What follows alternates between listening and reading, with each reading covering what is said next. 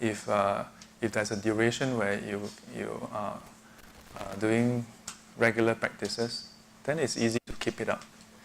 But once you have all the other commitments start coming in, then you break that momentum, then it's hard to pick up again. Yeah.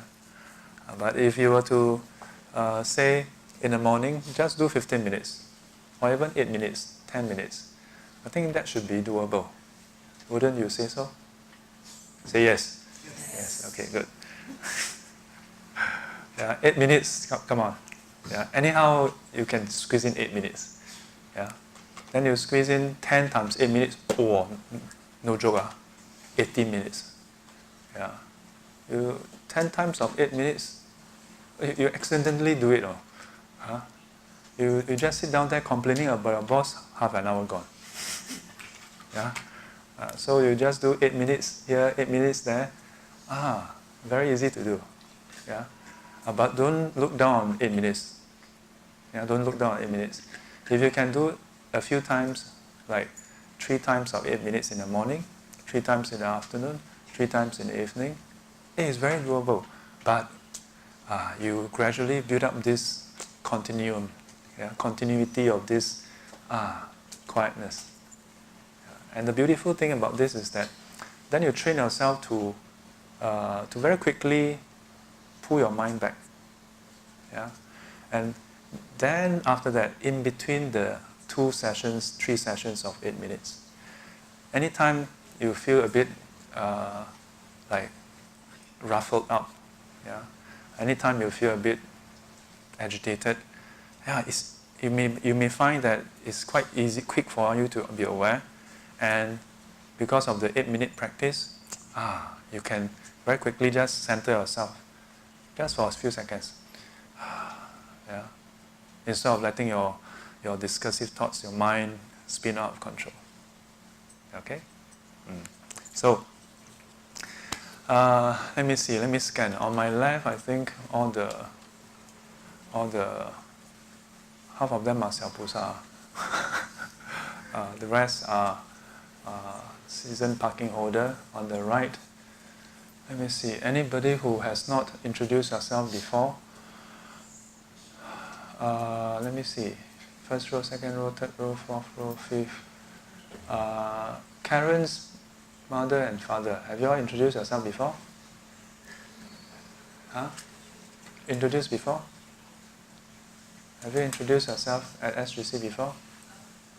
I think not, Okay, come, let's give them a round of applause. Okay, tell us your name. 起床了，小姓李，清风，太极参山峰，李清风，70岁了，多数是人家称你大根，没有自己称自己大根的。小弟70了，那也是属。我算一算，我看不出。70啊，你是属猪的还是什么？属，OK， 那你跟我老妈差1岁。那70你是那个10岁还是虚岁？70是虚岁吧？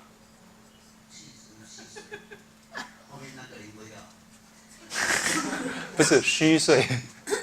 你是今年70哈？OK。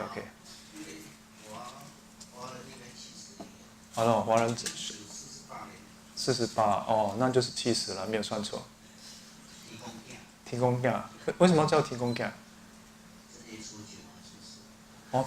正月初9。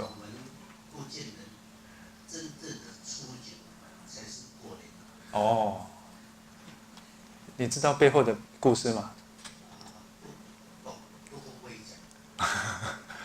拜那个的家拜天公啊。感謝以福建人睡觉就是贵。哦。其他的福建人就听地母讲。哦。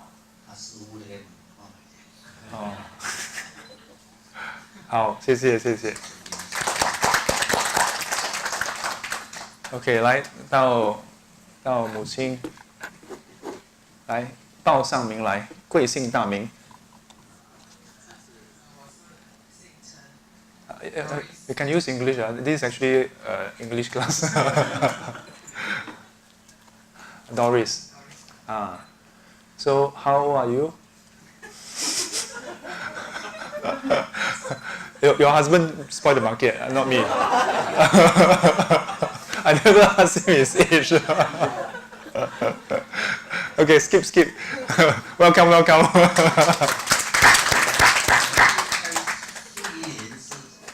做英文教育，不过他讲的英文呢，我看你们都是听不懂。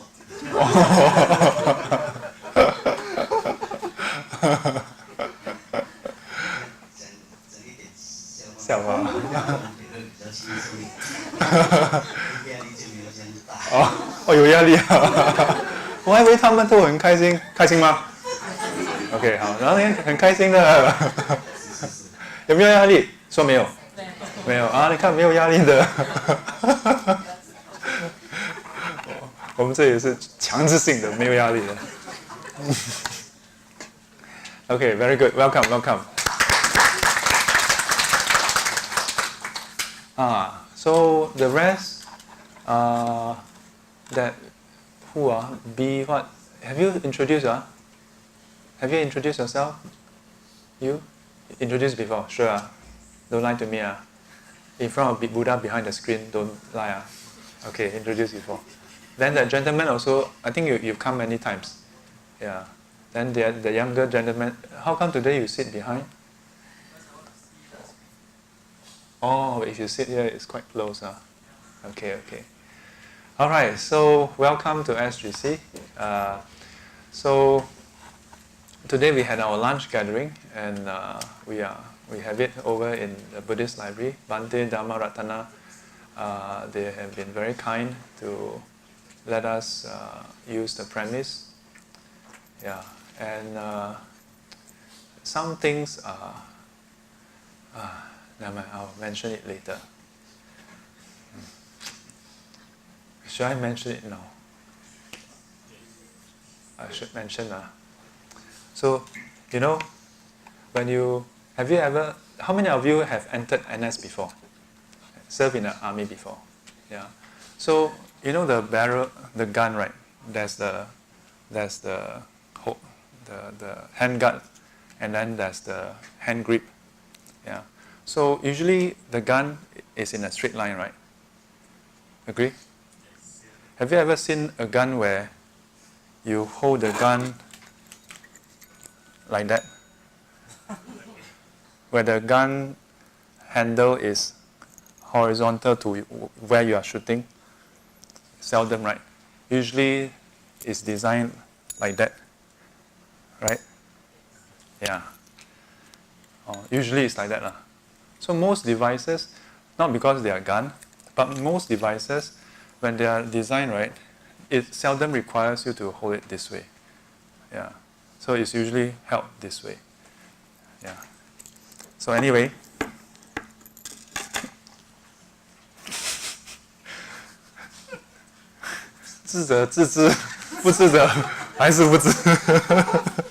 Okay.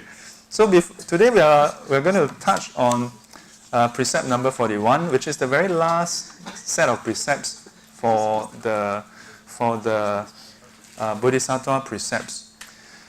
So before we started, before this, during lunch, there was one devotee who asked me a few questions. Yeah, I thought that is very interesting. So the first question I can remember was, because he said that his wife has started to take vegetarian diet, vegetarian meal on the 1st and the 15th. So he's wondering, is that a necessity? So then he said, 这个 as a Buddhist, is there really a need to do that? Because he feels that as long as the heart is good, that's good enough. Yeah, I have mentioned this in class quite a few times also. Yeah, but we didn't manage to answer that question because shortly he asked a second question. Then he said, as a Buddhist, we should. It's okay to have the belief, yeah, 信，但是不要迷。Yeah, this I also told him. I've also said this in class before, so that people often have this comment. Yeah, and then I also haven't had a chance to answer because then he asked a third question. Then he asked, in Singapore, for example, there's all the Guan Yin Yang figurine, all the temple. Then there's also the Jitian Da Shen, yeah, the monkey god. Then at that point he asked something, and I vaguely thought that he was trying to ask the question about how, given that there are so many of these temples, are they all the same? I thought that was what he was asking. So I asked him like, so which one do you want me to answer? Then he said, okay, answer number 3 first. So I answered halfway. Then I sort of looked at the time, and it was maybe close to 12:45. So I decided to invite him to come in first. Then we had the cake cutting. Something new. This might be a new trend. Yeah, cutting. Yeah, you never know what comes out from this monk. So after the cake cutting, not cut cutting, cut caking. Yeah, next time we just put a knife there and then lift up the cake and cut the knife. So I was thinking whether we should answer those questions first or we go through the sutta, the commentary, the precepts. I think we'll go through the precepts first. Then later on we'll have time and then I'll go through that part. Okay? This is what we call 卖个关子. Okay, precept 41, not using spiritual power to guide. This is the last of the precept for the Bodhisattva precept. This precept is very interesting. Yeah, because it talks about spiritual power. What is spiritual power? Commonly known as psychic power. So, do you know what are psychic power? Yeah. So, spiritual powers refer to what we usually call psychic power, 神通. Yeah. So, my teacher gave this very simple explanation. So, 通者, yeah. Why is it called 通? 无碍者通. Yeah. So, to be able to do something without restriction, without any impediment. So, for example, if I ask you to look at the screen, can you read the first word on the top left-hand corner? What is the first word? Huh? All of you are like wondering, is it that top left-hand corner or that top left-hand corner? Yeah. So that is a cognitive issue, yeah, because it's ambiguous. But it's not a visual issue. Anyone with clear sight, upon your intent, you should be able to direct your eye, and eye consciousness will arise, and your mind consciousness can interpret, yeah, and cognize, label, and then say that it is either Bodhisattva or Sangha, either way. Okay. So so far so good. So our ability of our vision, not so bad. Now I want you to try the same thing, but Do you all notice what these two things are? These are my index finger tip. Okay, I want you to raise your tip. Yeah, raise it up near your eyes. Okay, and then shift it closer, and then move it near to your eye, to the point where it more or less occlude your eye. Closer, closer. Of course, if you wear specs, don't touch. Okay, don't look at the spectacles. Okay, and then with it occluding you, then try to read the text. Try to read the text on the screen.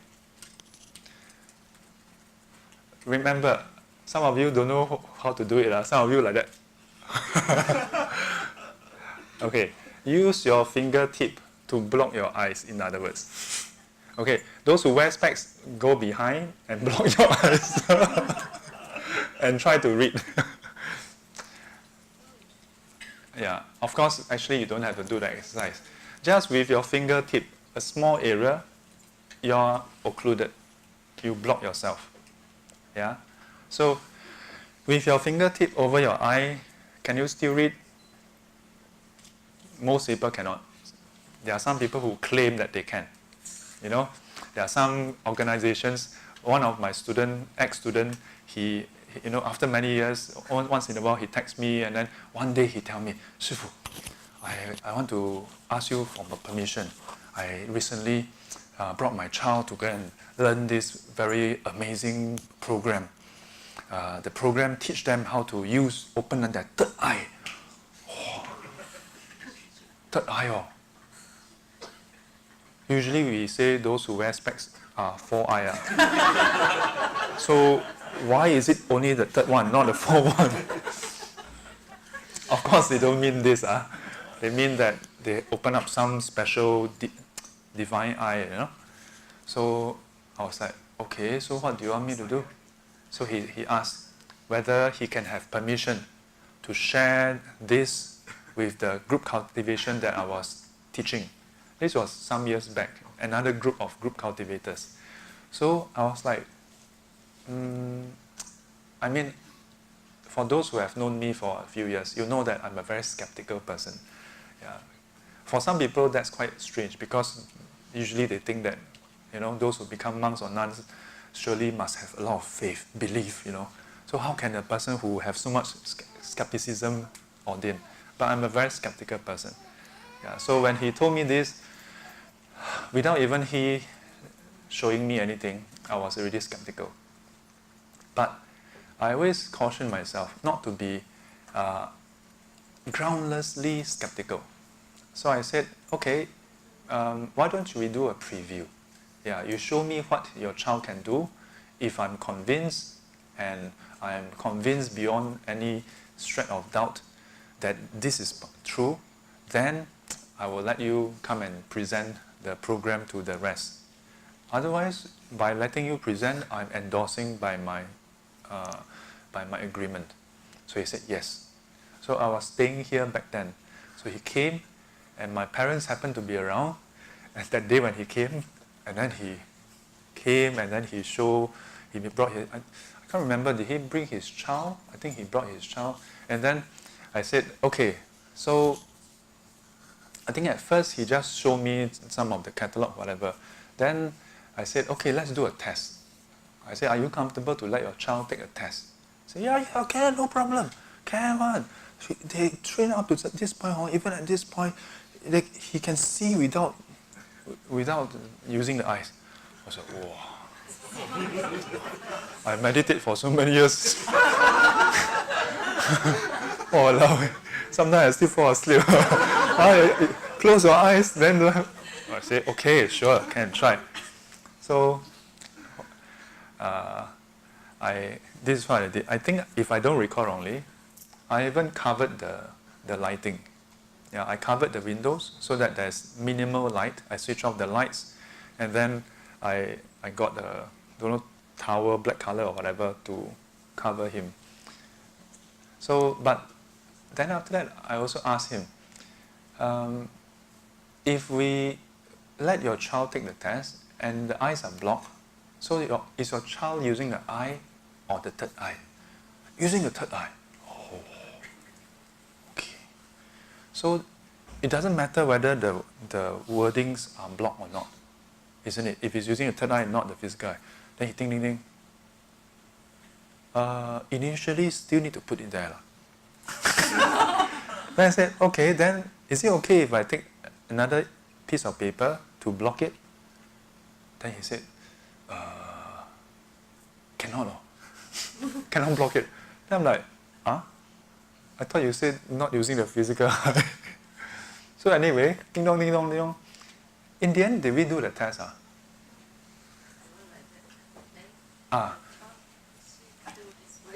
Yeah. So in the end, the child was there, and we did a test, and he was like that. Yeah, poor kid, I tell you, the poor kid. Yeah, because at that age, you know, if your father came out expecting you that, oh, hey, I spent $200, how come people can see, you cannot see? Oh, allow. Anyhow, whack, you also come out with something, you know. Can you see? Can. What is the word? Apple. Wrong! So, there are many institutions, groups that make such a claim to have psychic vision. Yeah. So what's the difference between psychic vision? Psychic vision is just one of the psychic power described in the suttas. But what is the distinction? Just now I mentioned, in the Chinese translation, Tong means that there is no obstruction, no impediment. When you open your eyes, you can see. Yeah? But all you need is a 5-cent coin, 10-cent coin covering your eyes, boom, you cannot see. So even those who have perfect vision, 20 by 20, is still easily blocked. Still easily blocked. So it means that our vision is able to be impeded. Now, psychic vision, on the other hand, in that case, should not be able to be impeded. You can see wherever you want to see, supposed to be. Yeah. So, just now I mentioned the first category, people who make the claim that they can see, but actually cannot see. Second category is who you don't say that there's no such a thing, you know. There are people, you know, sometimes out of the blue, they are cooking, out of the blue, they are sending emails, suddenly, they have a vision. Oh, market is going to crash. Then the following week, market really crashed. Not the stock market, the wet market.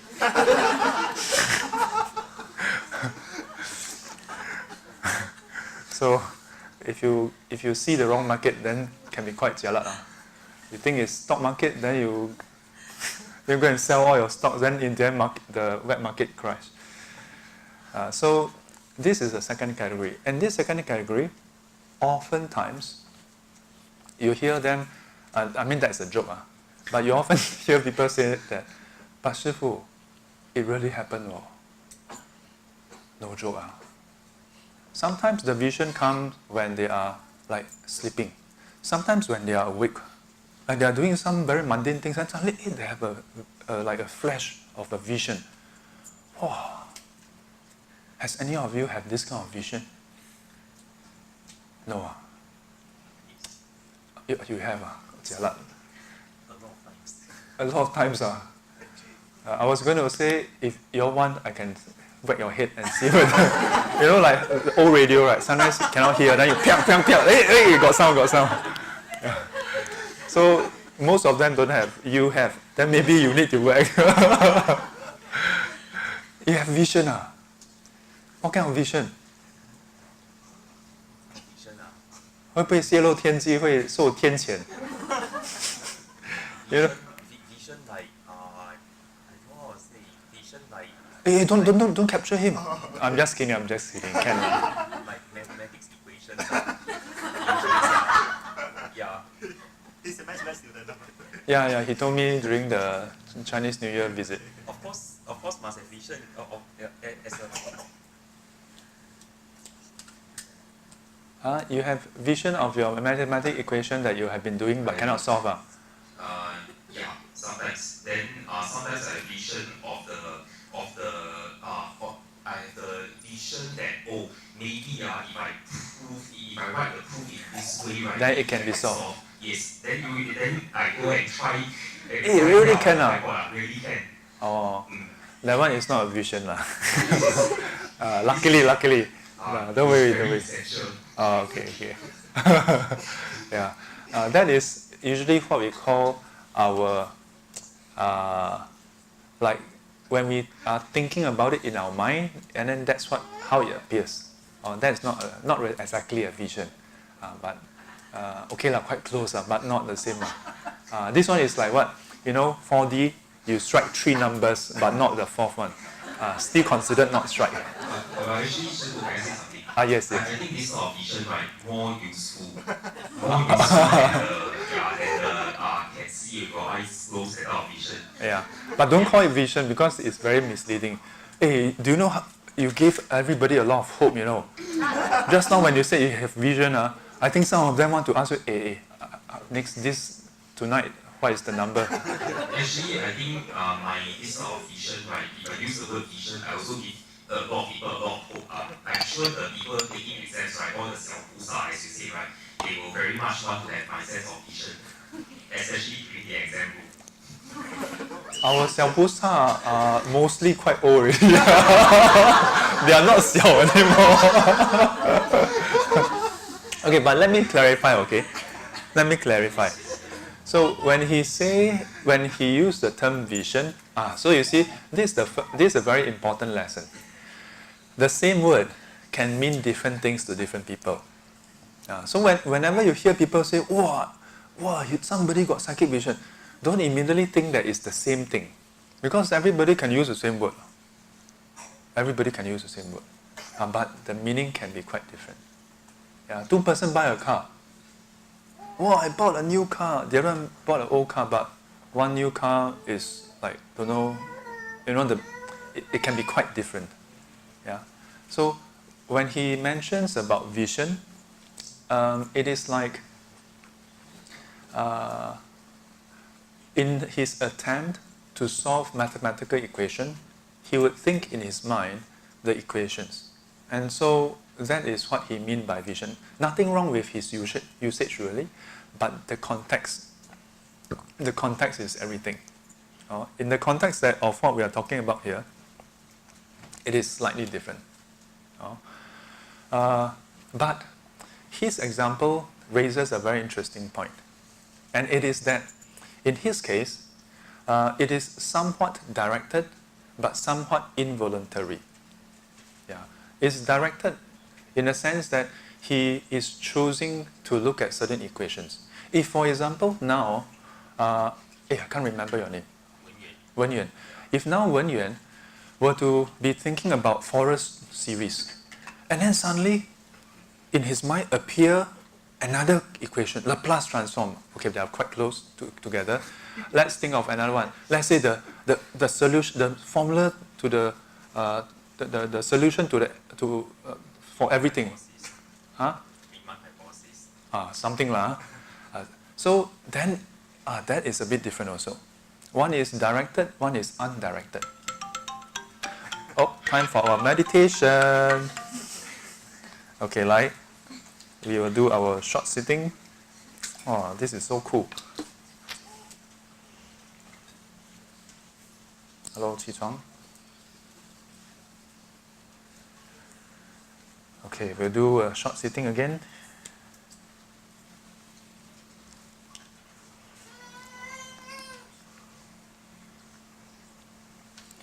Okay, so the example of the mathematical vision, when we think about a problem, whether mathematical or any other problem, and we come up with a certain solution in our mind, we could technically call that a vision, but it's a bit different from what we would call psychic vision. But in this case, that is directed. If, however, you are thinking about a certain particular equation, or branch of mathematics, and suddenly in your mind you come up with a solution for a totally different equation that you were not thinking about, then that is involuntary. So in the second category of claims for psychic vision, we often hear people talk about how they have visions, yeah, of things to come, yeah, but it's often sporadic. That means it is not a regular thing, yeah, and it is often involuntary. It is not that they have it in mind, and many times, many people who share this with me, they will even highlight that, no, they didn't purposely think about it, because they think that if they say they purposely think about it, people will say that, you are just thinking too much. So this is another telltale sign that it doesn't qualify as what we consider to be psychic vision. Because in the Buddhist teaching, psychic vision, it is a controlled power. Yeah? It is something that is a function of your mental effort. So it's number one, cultivated, number two, directed, number three, voluntary. So it's just like as good as you choosing to read what is in the screen, it is voluntary. It is not that you are staring on the floor and suddenly you see the word Bodhisattva and it happened to be the same word. No. Psychic vision doesn't function that way. So then how should it be? It should be that if you have an intent to see, what is happening at home now? And then you direct your mind towards your home and you see what is happening there. It's like having a CCTV. Yeah, which is what makes it so miraculous. Yeah, if it's just some random vision, sometimes correct, sometimes not correct, then how can that be called psychic vision? Yeah. So in Buddhist teaching, spiritual powers, this is one example. There are many others, but one common trait is that it is all cultivated, directed, and voluntary. Yeah, and of course the other theme of it is that it is not impeded, like as per normal. Normal vision has impediment. Psychic vision has no impediment. Like hearing as well, ability to hear long distances, hours, our hearing. Yeah, if we see up this room, you cannot even hear outside. Yeah, you wear earbuds, you can't hear already. So anytime it's considered a spiritual power, then it transcends the normal limitation. So here, in the text, if a bodhisattva has achieved various spiritual powers, so not one, not two, but various spiritual powers, as and when required, he should use them to instill fear upon sentient beings, or receive them. So in our footnote, we highlighted, this refers to the fear of wrongdoings and the fear of faults and dangers of birth and death.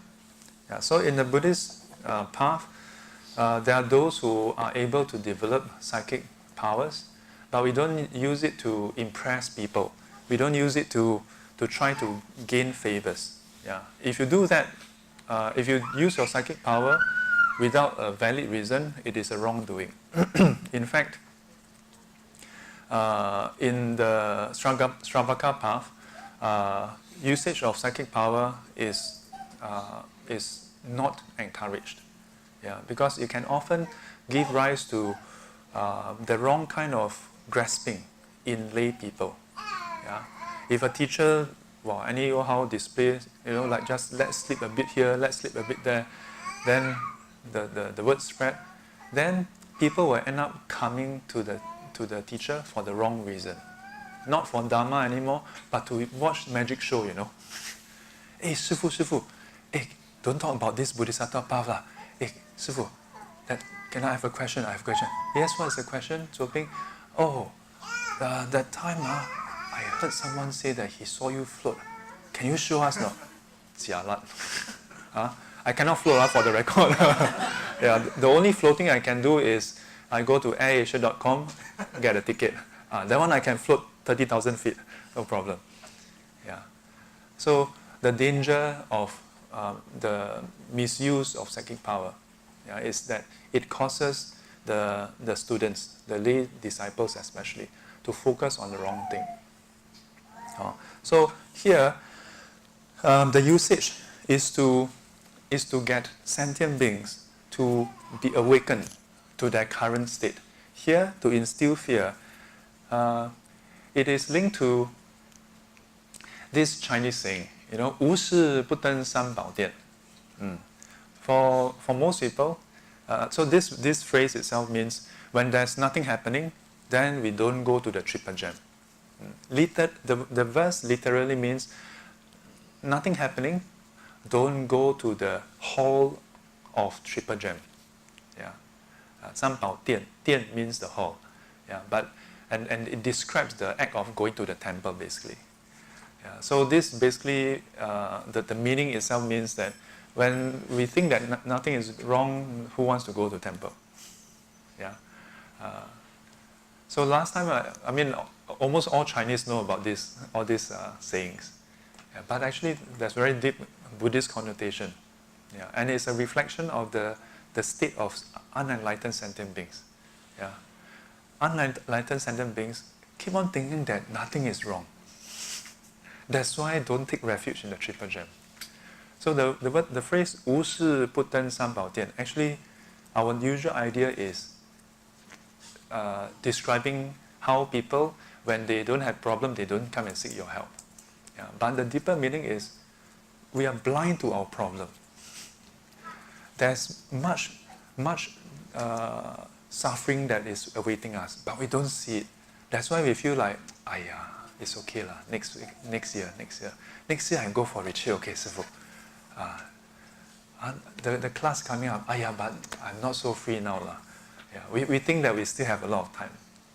Yeah, so we feel that okay, nothing is going on. Yeah, 无事. Yeah, nothing bad is happening. When is it something bad? When is it nothing bad? We tend to only, not to mention psychic vision, our normal vision is very limited also. We can only see the present moment. We cannot see what is happening tomorrow. We cannot even see what is going to happen 5 minutes later. But we can guess. Like when you are in a traffic light, you can guess. It should be changing to green, then changing to red later. Yeah. We can make such small observation. But oftentimes, we get clouded. Because we observed many times, and then we think that whatever we observe, that pattern is fixed. Then it gives us a sense of certainty. Confirm. Yeah? We think that if we buy insurance, then we don't have to pay anymore. Then suddenly, we have to pay again.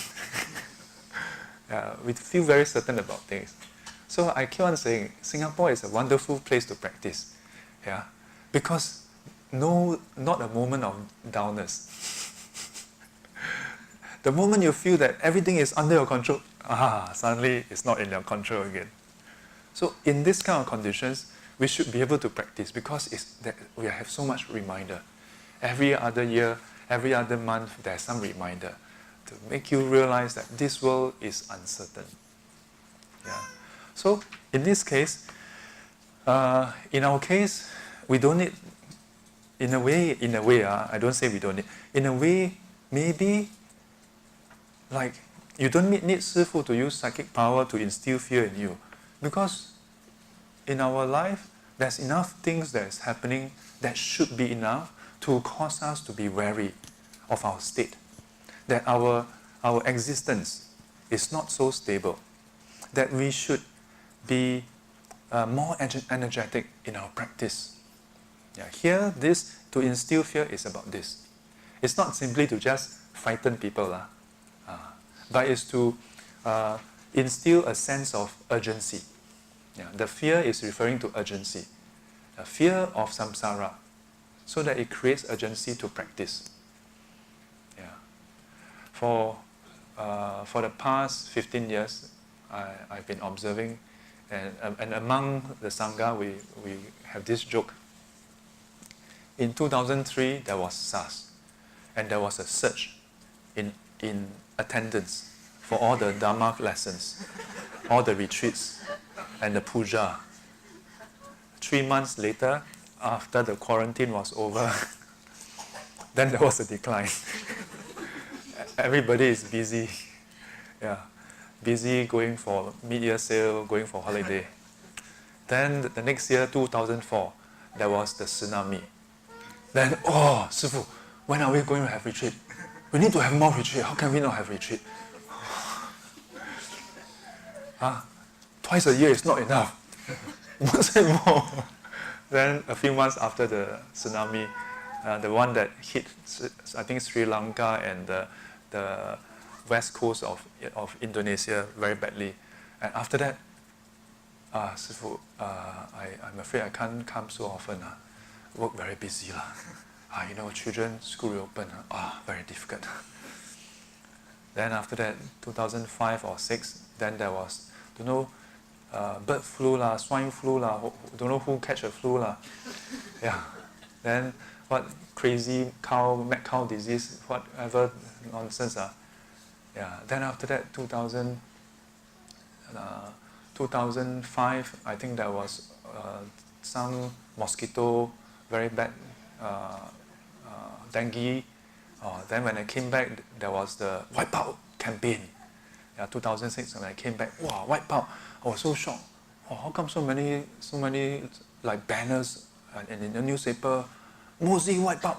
Wow, kill. Then around that time, happened to, I don't say that it's a karmic cause, but around that time, 2006, 2007, there was a whole spate of murders. Yeah, suddenly one person found dead there, chopped up,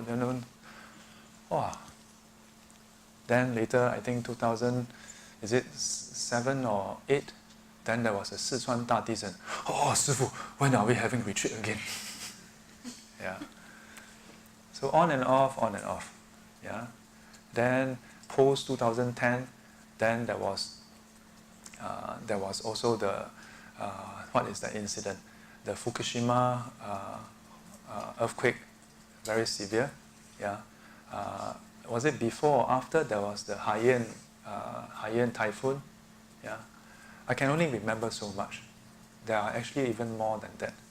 And I can only remember so much only because of modern technology reporting on all this. When we see all this, some people say, wow, the world must be coming to an end. So in 2012, even some monks go on YouTube and say, 哎呀，世界要末日了. What? Yeah, and encourage people to quickly recite and then pray and vow to be reborn in Pure Land. Then there are some people who really go and sell all their properties and everything, prepare to go, Then, in the end, never go. Yeah. Not just some religion, Many people from many religions. Wow, chaos, Yeah. Then on the 21st of December that year, in New York, Times Square, there was this guy who sold off everything and even took loan to do the expensive advertisement to across US, Yeah. Prepare for the what is that? For the rapture and so on and so forth. Then they all gathered at New York Times Square to wait for that moment because one of their priests said that it's going to end. So it's not just Buddhists, Sentient beings, not just this religion or that religion. You need something, some drastic message, then they will wake up. But then if the message is not right, then later you have a lot of backlash and backfire. I feel that we don't need additional messages. There's enough disaster, enough calamities in our world. Every month I receive news of students telling me that one of their loved ones passed away. Someone that they know is diagnosed with cancer or some form of illnesses. Yeah. That itself should be sufficient for us to consider, maybe we are not ready to just drop everything and go to some hill, Bukit Timah hill, to go and meditate. But surely we have 5 minutes. Surely we have 8 minutes. Yeah. So here is even more intensified. Yeah, more intensified. In some of the traditions, like the Tibetan tradition, they have this manifestation. So in all the Buddhist tradition, we typically see the Buddha in a very nice, serene form. Yeah? Usually eyes half closed. Some people say some of the statue, the eyes is totally closed. Why? No ngan tai. No eyes to see. But usually if you see besides the Buddha, the disciples are usually also quite refined and dignified. Except if it's like Venerable Kashyapa, Maha Kashyapa, Venerable, let's say, some of the elders, then it's not that they look fierce, but because the sculpture is of them at old age. So not so like, But if you look at Bodhisattvas, the Bodhisattvas usually very well endowed, wear nice clothing, then with hairdo, then with a crown, then somehow you have a lot of ornaments, then carry this, carry that, then 2 hands not enough, have a few more hands. Yeah. But all this is an expression, of the teaching. Yeah, is to use the visual form to bring across a certain teaching. Yeah, and the teaching is that this is the compassion of the Bodhisattva, to grant, to bring you whatever you may need. You don't worry about that. What you need, you can have it. Yeah, but ultimately, the Bodhisattva want to teach you how to be enlightened. That is the greatest gift. Worldly things, you want worldly things, give you, but that you will not be satisfied for long. So this is the usual teaching, quite gentle, quite soothing, makes you feel happy. Yeah. But in some traditions, such as in the Tibetan tradition, it's very interesting. So they bring this to a full manifestation, where they have the Bodhisattvas in a rough full form. Yeah. So if you go to some Tibetan centers, maybe not so much in Singapore, but even in Singapore, some you will still see it. They will have the face, usually Bodhisattva face, and very serene, perfect skin, no pimple, no like freckles, nothing on it, perfect. And the face is always in a very, like, okay, not like that lah, But the Tibetan, the Rafu form, and it sometimes carrying the Jinggang Chu, very fearsome looking. Yeah, and usually the form is like very gigantic and looking downwards like that. Yeah. So according to the history, it is said that the Tibetans, before Buddhism went in, they were a very, in a way, proud race. They're a very powerful race. Yeah, a tribe and race. So they were not easy to accept what people say. So prior to I think, was it the Padmasambhava, prior to him, there were other masters who went but failed. So it is said that when he went, he had to use some of this psychic power and so on to instill fear in them, to get them to hey, you think you know everything. Then they, this guy powerful. Yeah. But in fact, they are not the first one. The Buddha himself, it is said that when he went, to his own clan, he displayed the twin miracle. Yeah, I think it was fire on top and water below. Yeah, the twin miracle. That was one of the few rare occasions where the Buddha actually displayed psychic power. Yeah.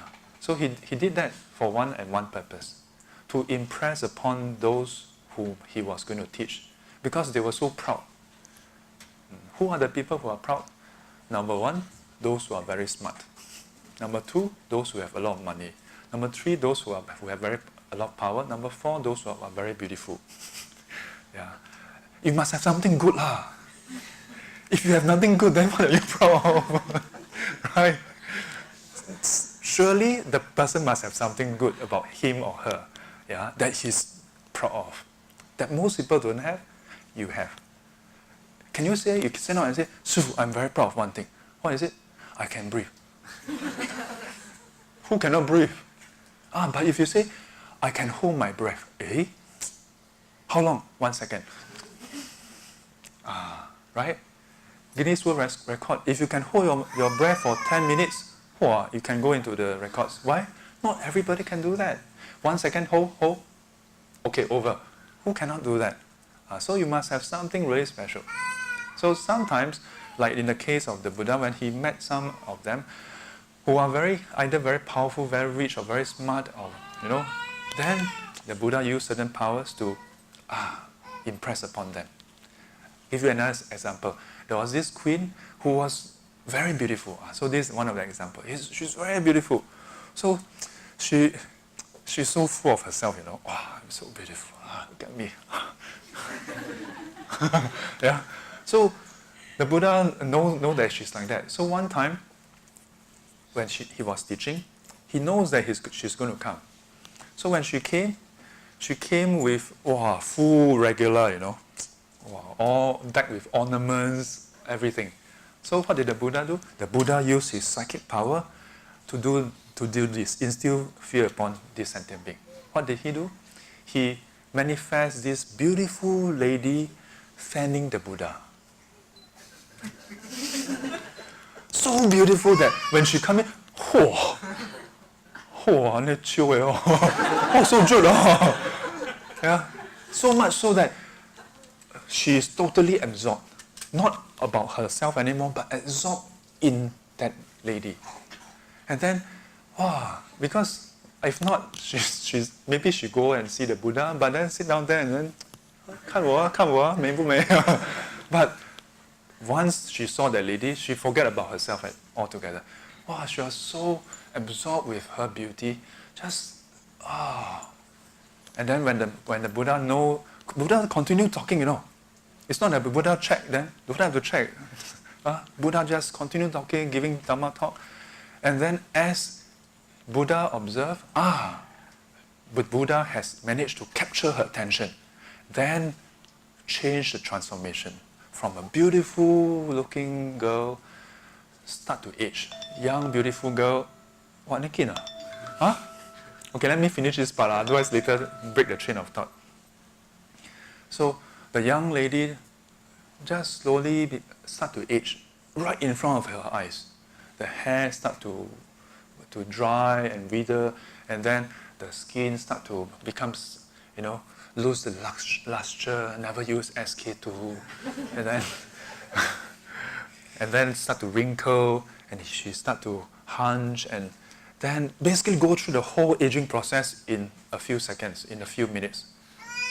And because she was so absorbed, she just see the youth just disappear in front of her until the young woman become an old woman and then collapse on the floor and just break down and just disintegrate. And through that, she was awakened to her falliness, to be absorbed by her own beauty. I get goosebumps behind myself.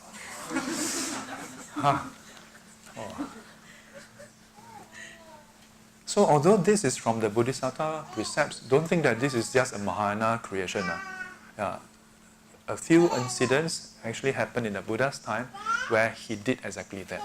So here, instill fear, in that context, then it makes more sense. It's not just to, 吓你一跳, 怕不怕?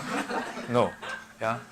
In fact, if you think about how the Buddha did it, it's so skillful. The first sight is not fearful, but it's the whole process. And yet, it's not something magical. I mean, it's psychic, it's quite magical. Yeah. I mean, imagine if you see Sifu down suddenly just grow over. I think next week nobody come. Yeah. But for that queen, in that moment, it is said that she attained Sotapanna. Because immediately she see the falliness of the beauty and her attachment to her body, that sensual desire and so on, is just overcome. And immediately the purified faith arises. Yeah, so this precept is about this. We will now meditate for a short while. I think this is quite good, because it prevents me from going out of point. Sometimes I tell stories, I can go on forever.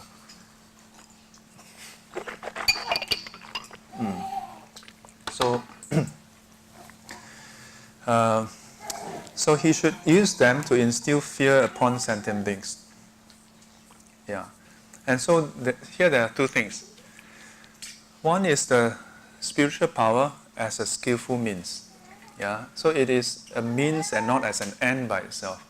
And it shouldn't be presented and sort of advertised as the focus pointing to that person themselves. But it's to direct the sentient beings towards the truth, towards the Dharma.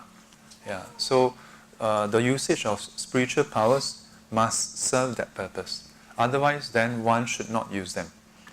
Now, if you were to consider how many of you have spiritual powers, raise your hand. Okay, I thought so. Yeah, we are all in the same boat, no spiritual powers. Yeah. But if you apply this principle, then whatever, like maybe extraordinary abilities you have, yeah, then you should use it. If you want to be of real benefit to others, then you should use it to direct people towards safety, towards fearlessness, towards happiness, towards the Dharma, and not direct it to let people see, wow, how powerful you are. Yeah, let's say you have wealth. Yeah, it's not of the same level as spiritual powers, but you can use wealth to help people to learn Dharma, or you can flaunt your wealth to show people how rich you are. Both are using your wealth, but one benefits people. The other one is to sort of laud yourself. Yeah. Likewise, if you have things, yeah, you may have, because of your wealth, you may have access to certain things, yeah, that most people don't have. So you can use it to help them, yeah, or you can use it to flaunt. Oh, I got car, I got this, I got plane. I mean, how many people in Singapore have planes, you know? Yeah. So this is something to keep in mind. Now, or to receive them. Yeah. So either to directly sort of get them to awaken to their perilous state, or to receive them. This receive them, it means to reach out to them. Or reach out to them. If out of desire to avoid faithful offerings, one does not do so, this is named a transgression. Multiple transgressions is a transgression of undefiled nature. So here, very interesting. So, if a person don't do it in order to avoid faithful offerings, that means you are afraid that if you display psychic powers, then people will then offer you more than what they should. Then you avoid. If you do that, if you don't do the psychic power in order to avoid it, you are still doing a transgression. And because sometimes, so here is the basis that number one criteria, if you do it, it can cause them to point them towards the Dharma. And then number two, or to reach out to them. But if you know that, by doing that, it will also cause them to, maybe do more offering to you. So in order to avoid number three, then you don't do number one and two. That is still a transgression because you should still try to benefit them. Very interesting. But it's an undefiled nature. Yeah, because it's not out of defilement that you don't want to do it. It is out of concern that they may, as a result, have the wrong mindset. So, many levels. So non-transgression. What are the cases where if you don't do it, there's no issue at all? So if the other party becomes attached to the Bodhisattva's spiritual powers, as have I said earlier, yeah, you display some spiritual power, then as a result, people, every day text you, Shifu, hey, can you guess? Guess what? Guess what I'm thinking? You want me one? Then you'll be very busy for the wrong reason. So number two, if the other party is a heterodox who disparages the enlightened ones and may establish evil views. So this is a touchy part, That means this person is not following the Buddhist path. Yeah? And at the same time, this person disparages the enlightened ones. That means maybe slander, maybe say bad things, wrong things about the enlightened ones. Yeah, about the Buddha, Bodhisattvas, and so on. Let's say things like, Buddha, so what? Things like that. Don't say so much. This example, I'm not trying to say it, okay. And then, or after you display it, instead of being turned to realize that they need to cultivate, they may even establish evil views. Yeah. You know how sometimes if you do it, people say you do it. You don't do it, people also say you don't do it. Yeah. So when people, in this case, second category, this category of individuals is out to find trouble, want to find something to pick on. So in such cases, you don't display spiritual powers, not to give them more reasons to, you see, like this, like that. Yeah. Number 3, if the other party may become insane. Wow, this is quite serious. Yeah. How many of you know that if you do something, the other person will go crazy? Actually, we know, you know. Sometimes we know, and then we purposely do it. Yeah. When we are unhappy with someone, we know that if we do this, kacau that person ki siao liao. But we purposely do it.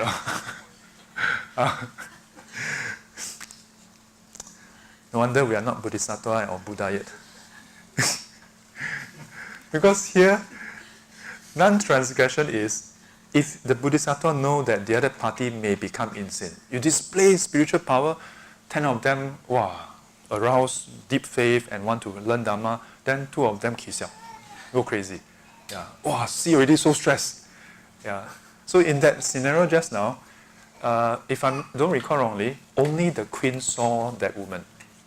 The rest are not able to see that beautiful lady. Your control is not so good. Once you show everybody see, then everybody say, how come this person decay in front of us? Yeah. So if you know that will happen, then okay, and you don't do it, non-transgression. But for us, we know that we do something, the person will kiss, we purposely do it. You see the person write a message. Yeah, let's say sometimes among siblings are very strange. Yeah, one sibling say, hey, tell you all good news. My son got 2238. Last time he used to fail. Then somebody like, 238 shout so loud for what? People 254 also never shout. Before you write, you know that the person is going to go crazy. Then you purposely like see. Sometimes we are like that, you know. Sometimes sometimes people say, I know he's going to get angry. Actually, we know. Many times we actually know. Then we purposely want to... what to do? Yeah. 因烦恼所迫. If it causes more misery to the other party. So maybe the person don't become insane, but it causes misery. Yeah. Here it is the premise that if the person have misery and cannot, have that change of heart to want to learn Dharma and so on. Yeah. Because if you think about it, for some people, when they first hear about teachings, impermanence lah, suffering lah, no self lah, non-attachment lah, for some people they are quite troubled.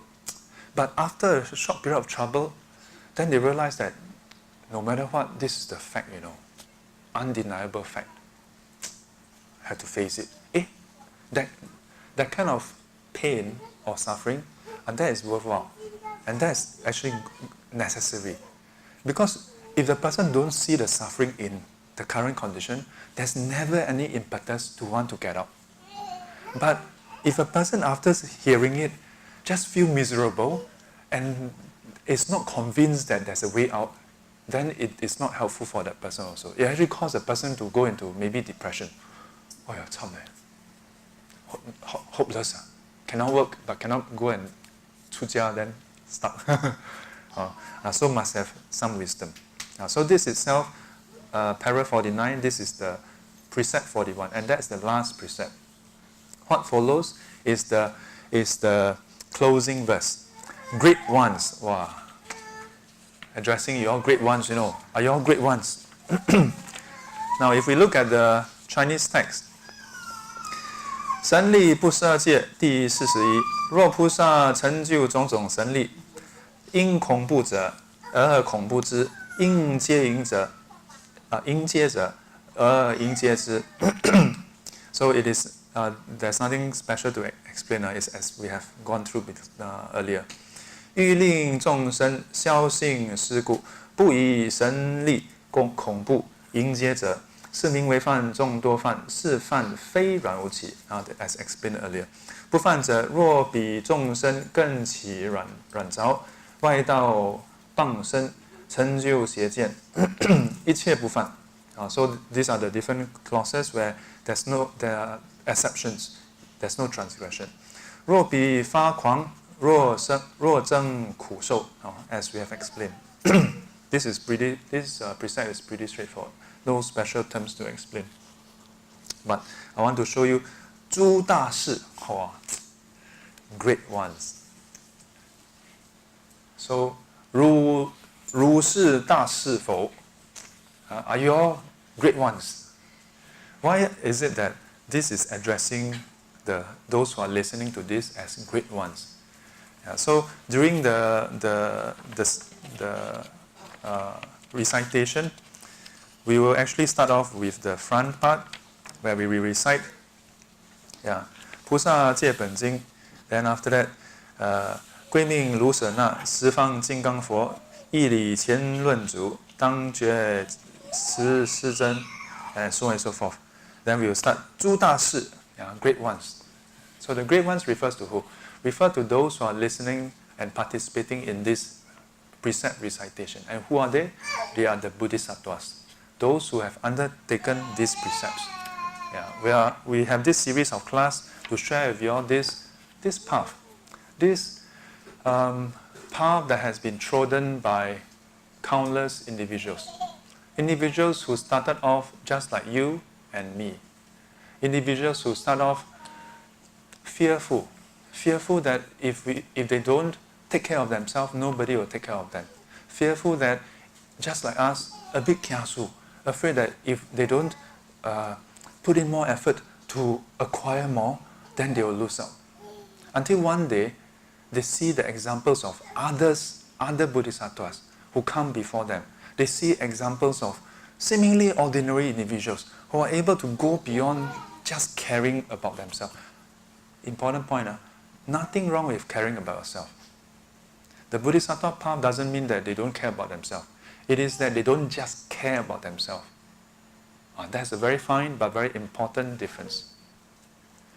There are those who, at some point, see the examples of others and kindle this mindset, what we call bodhicitta.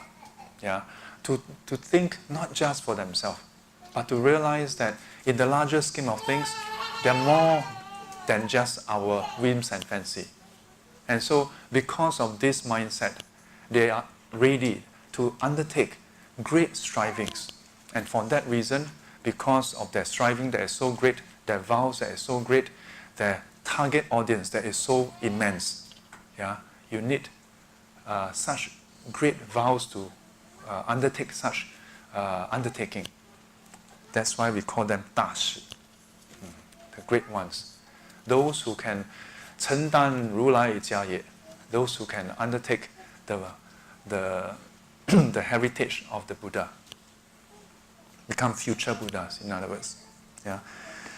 So here, 诸大士, 此是波罗夷法, 是菩萨摩诃勒切和合说. So this is the closing, and it basically goes through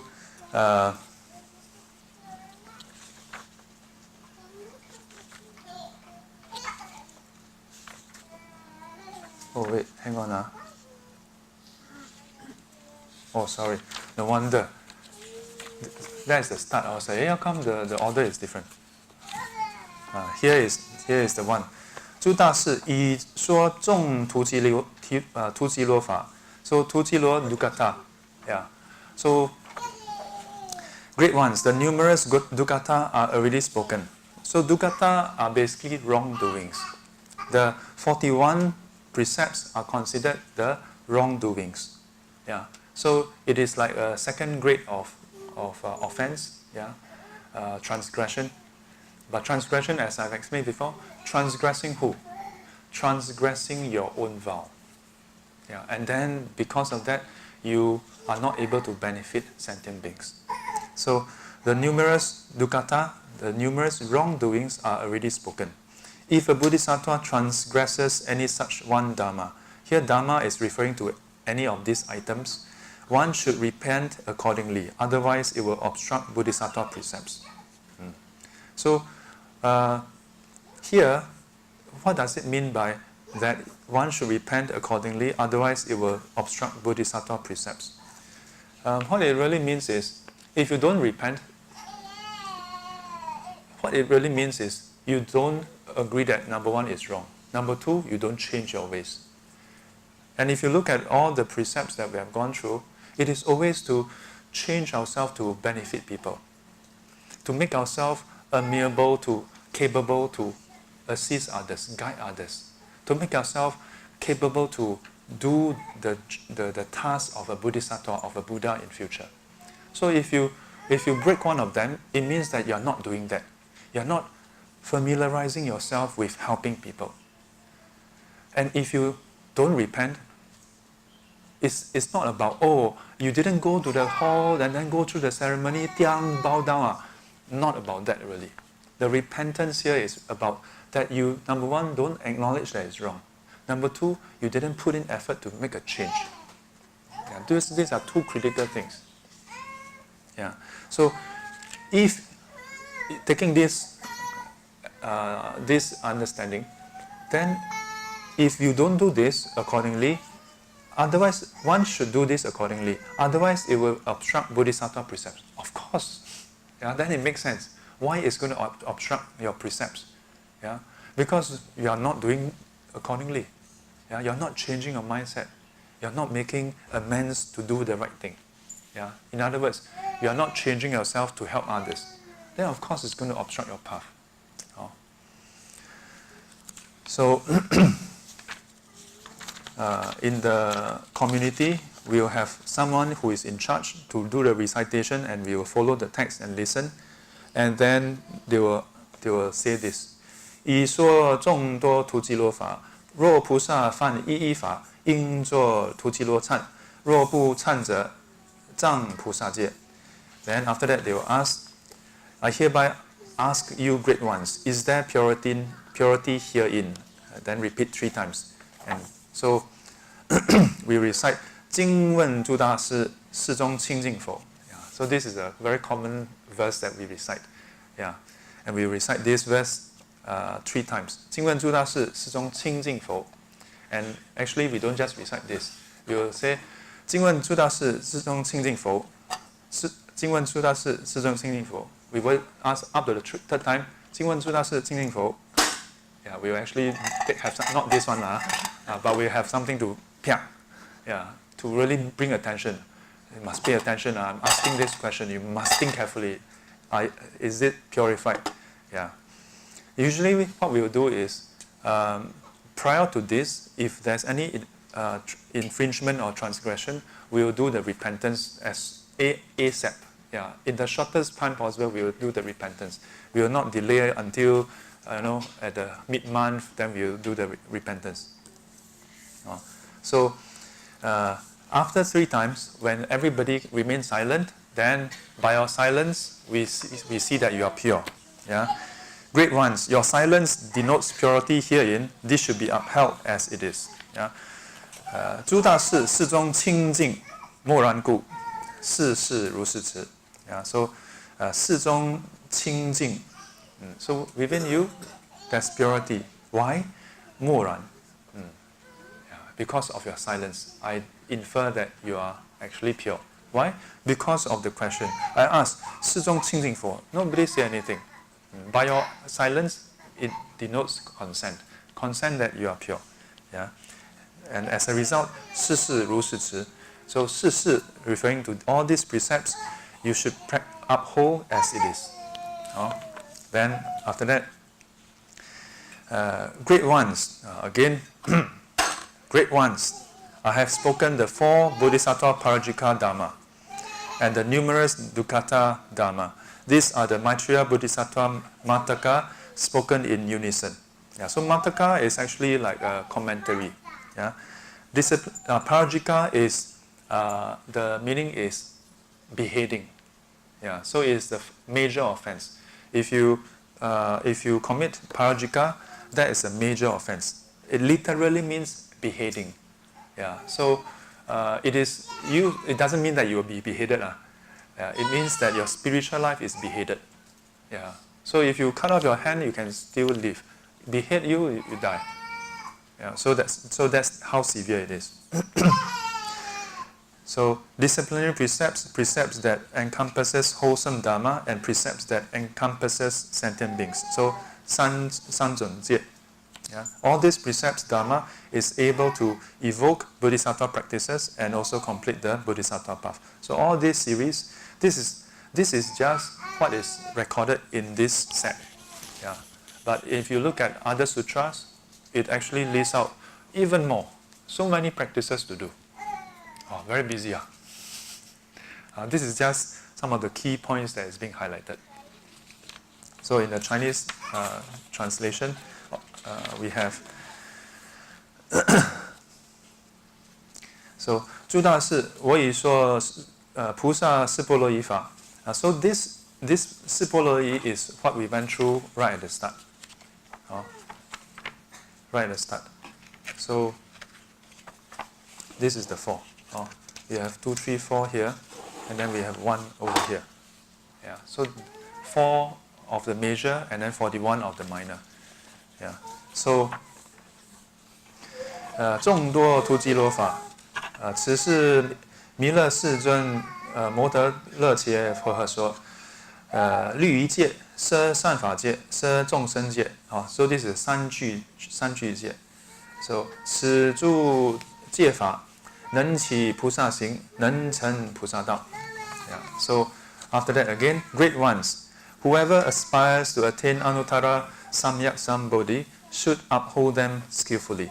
Those who uphold them do not arise any thoughts of being in the era of semblance Dharma or complete degeneration of Dharma. They can then shine forth the true meaning in semblance Dharma, can cause the right Dharma not to be eliminated, their mind to abide in stillness, themselves to attain Buddha Dharma, tirelessly teach and transform sentient beings, fulfill all wholesome Dharma, and swiftly attain Buddhahood. So that's the closing paragraph. 诸大士欲发心求阿耨多罗三藐三菩提心者，三菩提者，当善护持。So those who aspire towards the unsurpassed perfect enlightenment, in other words, Buddhahood, should uphold this set of teachings well. 若护持者 those who do so, then what happened? 不起相法，法灭尽想.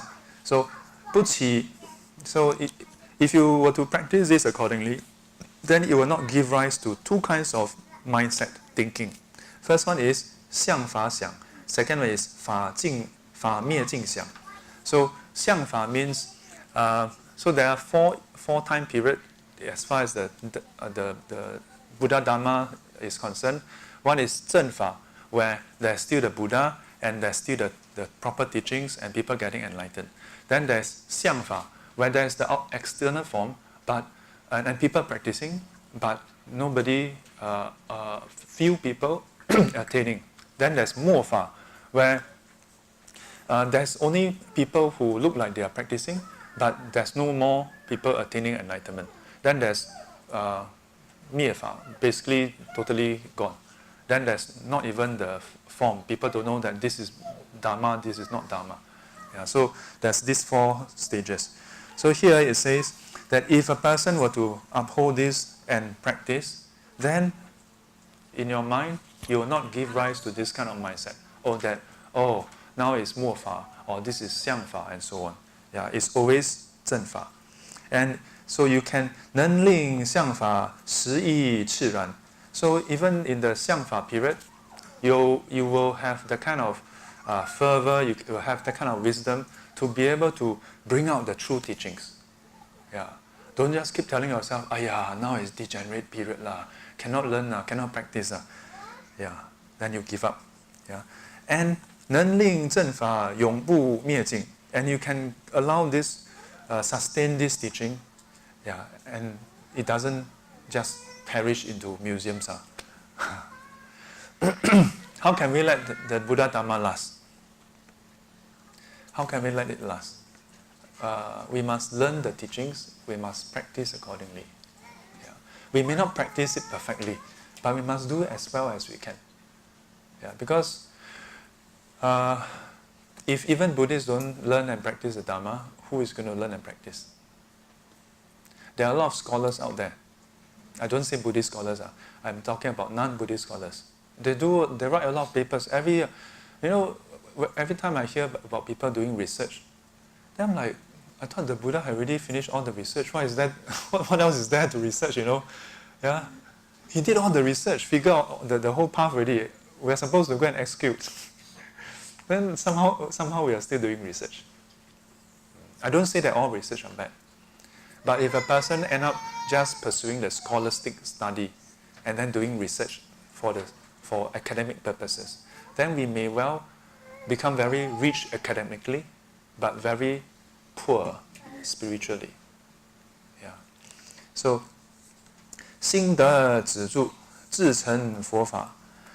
So, in our mind, we are able to abide in this path and be able to attain to the Buddha Dhamma. And from there, 教化众生，常无劳倦. Yeah, we are able to. So this 教化, my teacher highlighted the 化. So when we so-called teach, there's the element of transformation. Through the teachings, you help sentient beings to transform. It's not that the teacher can just, okay, who wants to become an arhat next Wednesday? Come. Cannot. Doesn't work that way. Through the teachings, you guide them, you guide others. Of course, you must guide yourself first. Yeah, you must do it yourself first. Then it helps others to transform. 教化众生. But this process, is it easy? Not easy. Who knows? All the parents know. All the father, mother know it's not easy to help change someone. You tell your son and daughter, must do this. Tell 300 times, still cannot remember. But can you say, I'm so sick and tired, I don't tell you anymore? Sometimes parents say that. But after they say that, then the child, yay, then the next day come again. So in that sense, parents, 常无劳倦. Yeah. No thought of, I'm so tired, I'm sick and tired of this.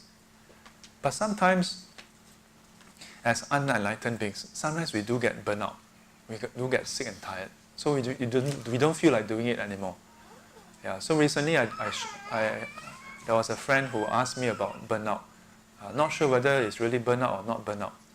Then I'm like, well, sometimes it can be because of a shift in priorities. Maybe something new come into your life and cause you to have more focus on the new area.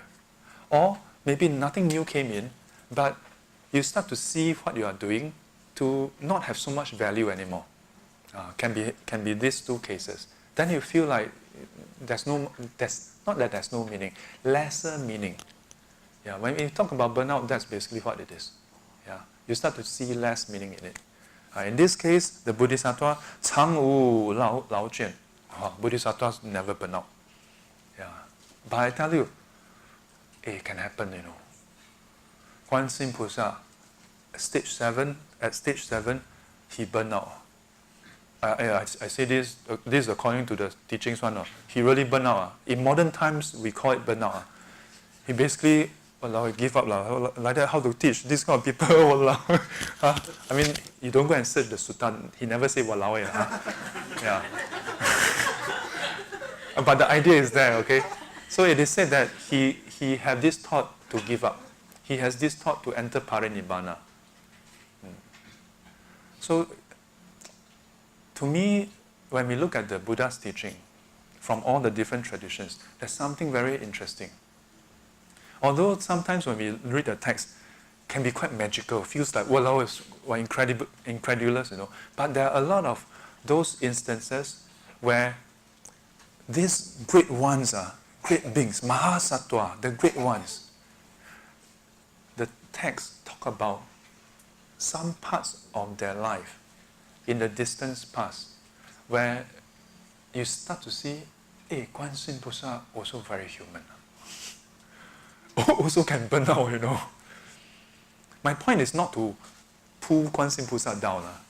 It's to highlight that in Buddhism, we don't worship Guan Yin菩萨like he is a divine God, just perfect like that, no. But it is that it's through a lot of hard work, then he become where he is. So sometimes we may feel, whether in our work or family or our spiritual progress, we may feel like, want to give up. Or maybe we do volunteer work, we feel like, fed up, Sifu, so much demand now, can never fulfill. I thought only this much. Then suddenly he come out with some new list. You feel like, I want to give up. Then it's okay. I don't say it's wrong. Last time I feel like, how can you feel that way? But nowadays I feel that nothing wrong with wanting to give up, It's just a feeling, just don't do it. It's okay to feel like giving up. Nothing wrong. Just don't do it. It's just like when you go for lunch, then you talk among your colleagues, you say, feel like killing my boss. Just say only, don't kill lah. Of course, one step backwards or forward, then you don't even say it, just think. Then later on, just don't even think. Immediately tell you don't think, don't say, cannot. So you feel like giving up, just say a few times, but don't do. Never do it. Because once you do, you enter parinibbana and then gone. Remember, you cannot just take okay to say and then just run with it. Okay to say it, but don't do it. Yeah. Many times in our life, we'll face challenges, very challenging period, where you feel like giving up. Like, for example, when you meditate, you feel like giving up. And many times, the moment you give up, you check, 3 seconds left. Walao, why didn't I just endure for 3 more seconds? Sometimes it's not 3 seconds, sometimes it's 3 more minutes, sometimes it's 30 more minutes. Yeah. But gradually, you find that, the saying, in the darkest hour, dawn is nearest. And it's true, Many times when I sometimes sit, then I feel like, really, betahan liao. Then I tell myself, okay, watch the betahan. Just watch it. It's okay, you can that feeling may arise. Just don't act upon it. And this is such an important thing to do. With whatever feeling you have, don't act upon it. And then, I just don't care about it. Within a few seconds, ding, too poor. So, Guan Yin菩萨, not putting him down.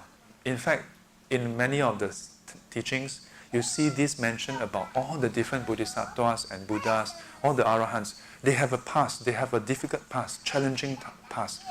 It's not that, day one, already, I very, No.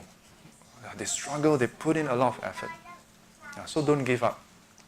And how not to give up?